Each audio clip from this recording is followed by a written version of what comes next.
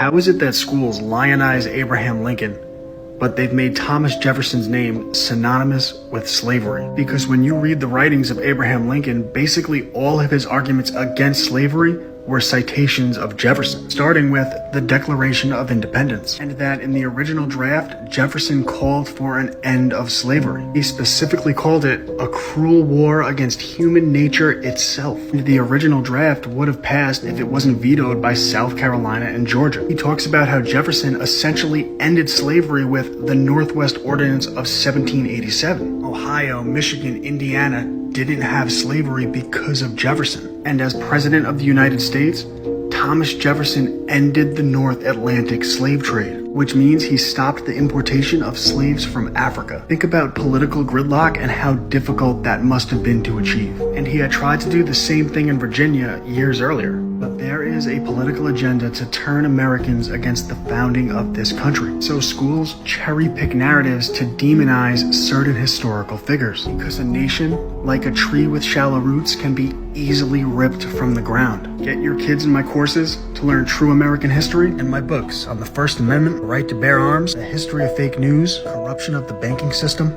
and so much more. BescaLearner.com.